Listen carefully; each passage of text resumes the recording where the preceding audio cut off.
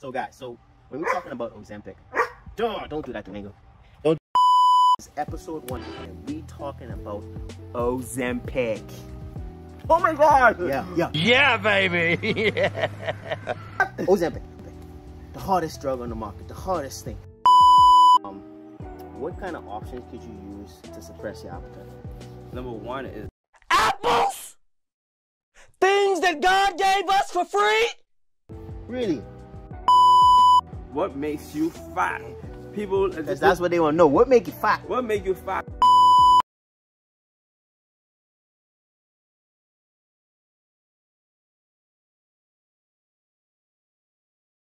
What's up, guys? Dr. Bodytemple here, Dr. Jacobs on my 9 to 5, and we got Paul, and we are hitting y'all with our first episode to the, what are we calling this? One eternity later. This is the Health is Wealth podcast. That's what we're going on. We talk all things health, fitness of the body, mind, and soul for your benefit, for us, by us. People that look like us, who are tired of the run around, tired of feeling like they're not getting their worth from being healthy.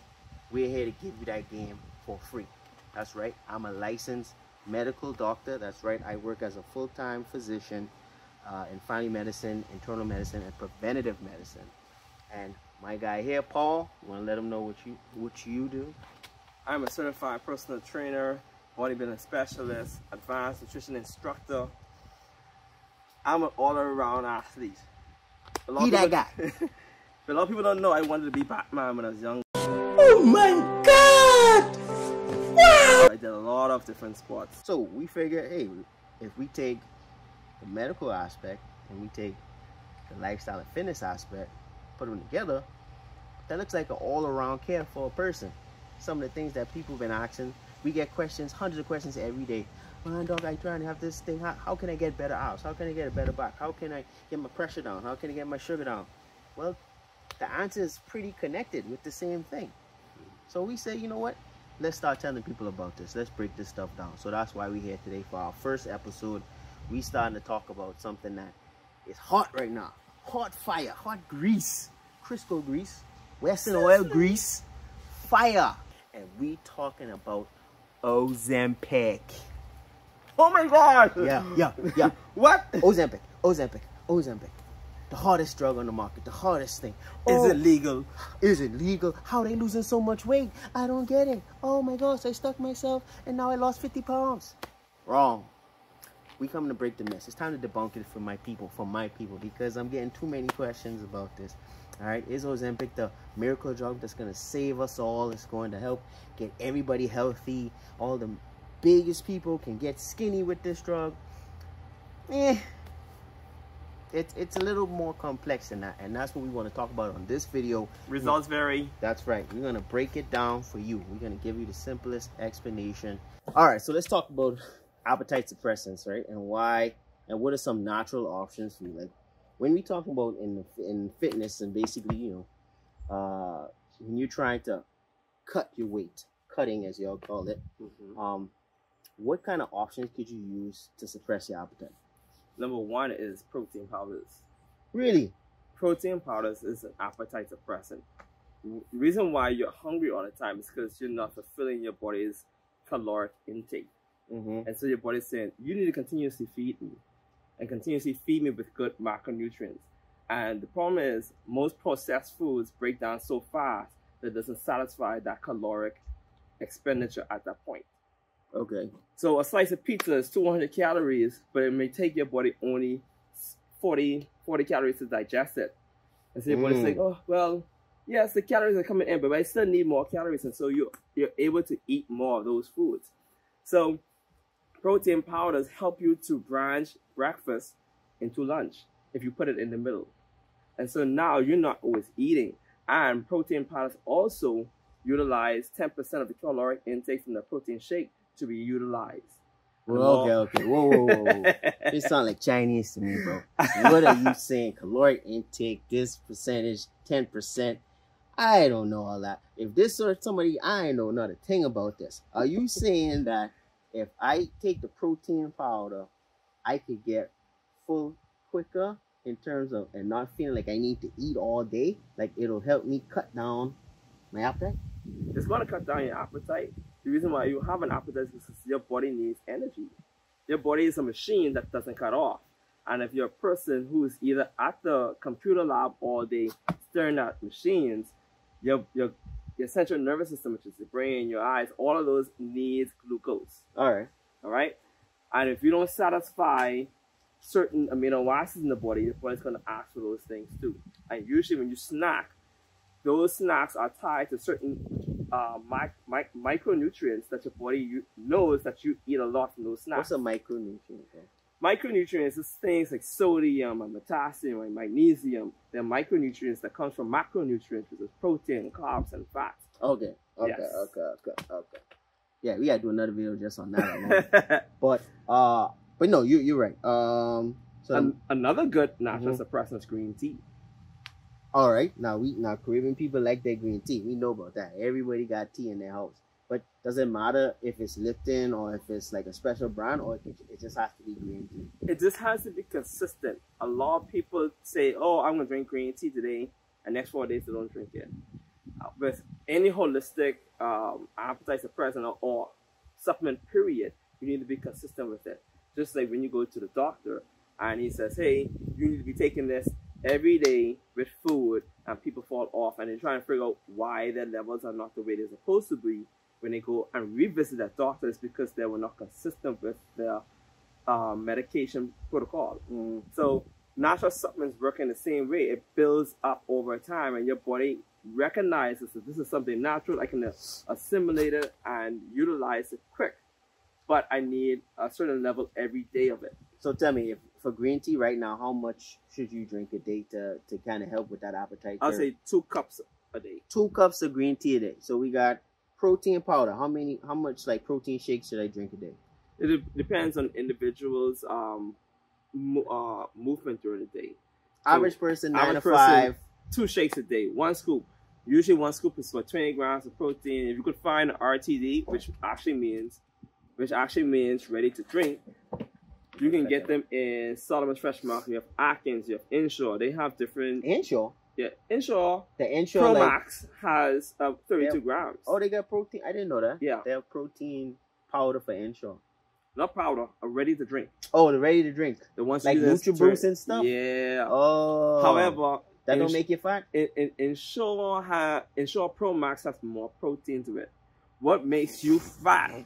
People, that's what they want to know. What make you fat? What make you fat is eating too much carbohydrates and not burning the carbohydrates back off. Why bodybuilders, why athletes can utilize and synthesize carbohydrate at a quicker rate is because we have more live muscle tissue to burn it back off. Got you.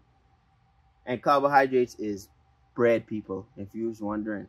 Bread, fruits, vegetables, energy drinks, Gatorade, all those is liquid calories, carbohydrates. So I was trying to go with the stereotypical carbohydrates, but what he's telling you is there's carbs in everything. So don't just think, all right, if I don't eat bread, rice, and pasta, I carb free. No, you still could get fluffy off of fruits and vegetables too. Vegans, yeah, I'm talking to you. Everything in overconsumption is going to lead to some kind of weight gain. Got you. So we got powder, we got green tea. What else? There was another product that came on the market about 3-5 years ago called Garcia Camboya. All right. And is it Spanish? Yeah, it's a Spanish chemical, and it helps with appetite suppressing. Okay. They started adding it to fat burners. When a lot of people say, "Oh, can I use a fat burner like hydroxycut or Xanadrin or Rip Fuel?" And all those different things are things like citrus bitters, caffeine. They have yerba mate, aspirin. There's a lot of things that are in there to kind of suppress your appetite. Got you. And to get you to move more often or increase your internal thermostat. Internal thermostat. Yeah, your temperature. You use these big words, Paul. I know this is not, but you use these big words right now. Listen, I am a doctor, but I still got to read a lot of books. So thermostat, what do you mean by that? What does that mean? So when you take your temperature in the morning, we know the average temperature is 98.6 degrees, which would then say you have a normal metabolism. Anything higher than slightly higher than that means that you have a fast metabolism, and you have to do this on a consistent basis because some days you're gonna be high and low depending on your daily expenditure, what you did the day before, and some are low. Usually, when you get the cold, your temperature is lower than usual.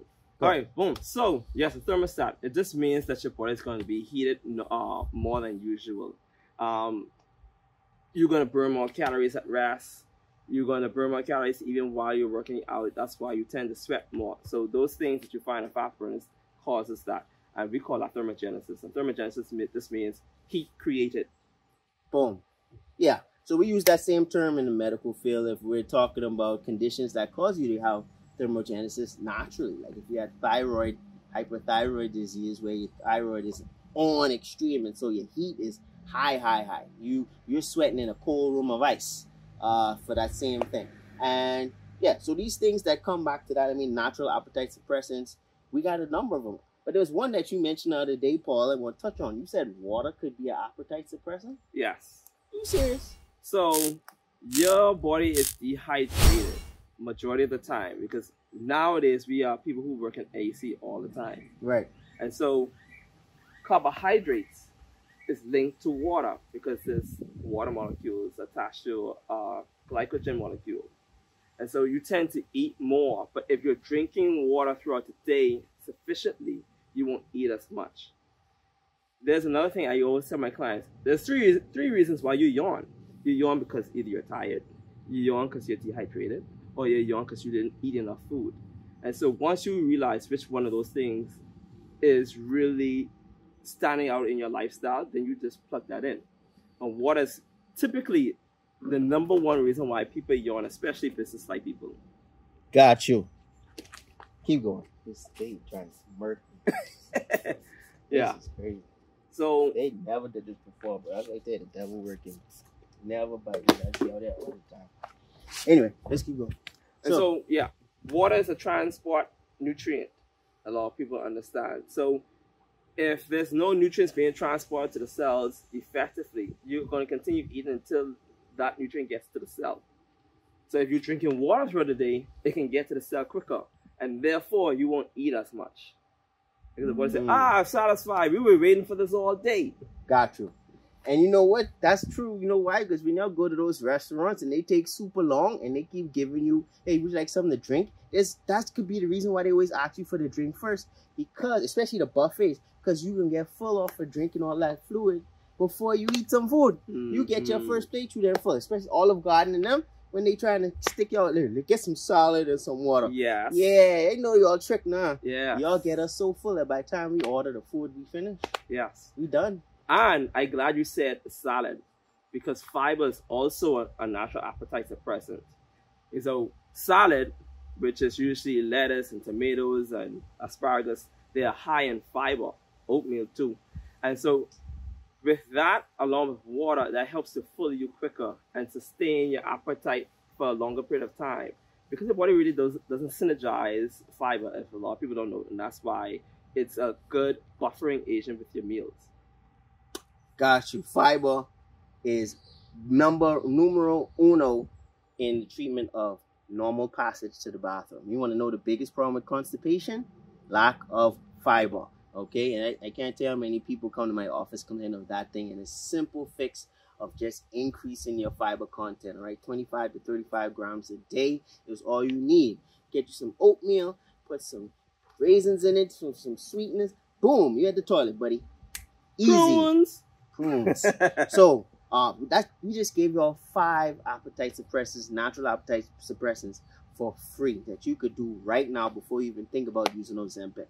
But this is talking about Ozempic. And yes, it does suppress the appetite because what it does is it slows down your stomach emptying. The gastric emptying time, where you usually would have time to digest food, is slowed extremely longer. So therefore, it makes your body fuller faster. You eat a couple spoons and, oh, I'm full now. I don't need to eat anymore. And that caloric deficit is what allows you to lose weight.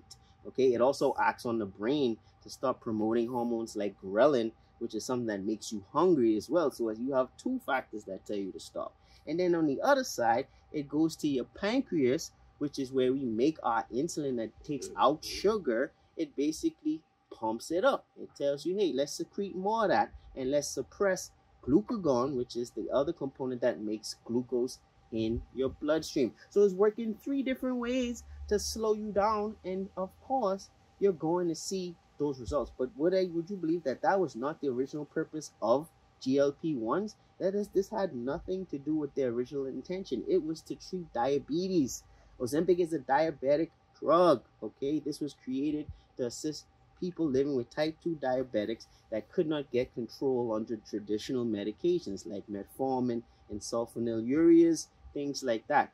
And what they also found with this drug is that it had a cardiovascular benefit, meaning that it helped lower your risk for heart disease, for kidney disease, things that can predispose you to having serious problems like a heart attack or stroke, okay? And so, yeah, that's what Ozempic was originally intended for. But as a side effect, you got to lose weight too. Yeah. So it's like, this is a win-win. We need to push this. So Big Pharma said, hey, make the call. This is the new weight loss drug. And you see certain people start using it. Certain celebrities start using it, even though they don't want to admit it. You just notice they have these drastic weight loss in a matter of months. Okay. All weeks. Right? But the big thing about this and the biggest misconception about Ozempic is that you can literally just take that on your own and you can live a healthy lifestyle. But the problem with that is that we know, especially people in the healthcare field, is that your longevity and consistency of living a health style is predicated on making healthy choices. Yes. And deciding to give yourself an injection once a week for the rest of your life is not going to help you make healthier choices, unfortunately. What it's really doing is giving you a crutch and making you a bind to something that is not naturally supposed to be going on in your body at that level. Okay? Yes. It's the level of which the appetite is suppressing you, because there are some issues with this, no? And the biggest issue with this is that it cuts your fat. But it also cuts your muscle. Yes. It is suppressing nutrition across the board. We want these. Yeah. We want them. You want to be curved? You want those shoulders? You want that?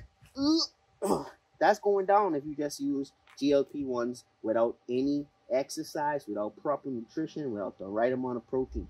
You're going to be slim and trim in all areas, buddy. That's the truth about these type of drugs, all right? And there's some side effects with this as well, okay? But as with all drugs, okay? And like I say, it's something where I feel that as healthcare professionals, we need to educate our public about these things, let them get the whole truth before they make certain decisions. Don't just tell them the good parts about it. You got to let them know the risk as well. It's our responsibility for this. So like Paul, I mean, you told me that you've had clients ask you about it. Like, what's their first question when they ask you about it? Like, what do they usually come What are the with? side effects? Boom. So that's actually interesting, because I usually get, so is it true I could lose all this fat in the belly and I get big bongy? That's usually what I get. But that's interesting that they ask about the side effects, because this by far for me has been the one drug that people don't care about the side effects for. They just want to get it. Like any other medication they give that actually really works for them, they want to know how long I got to be on it. Is it going to be my drug forever? I ain't going to be a drug addict. Am I going to be, they come with all of the critiques. Yeah. But for Ozempic, it's like, give it, I want it. Can I get it? Everybody's looking for the simple fix. We're living in a microwave generation now, and we have slowly evolved into that microwave of thinking. Yeah. Most of my clients. What's up, guys? Dr. Jacobs here from Bodytemple Health and Wellness. Hope this video was enjoyable for you. Hope you learned something. Please like, share, and subscribe. Follow us for more. We got way more content coming. Until next time, health is wealth.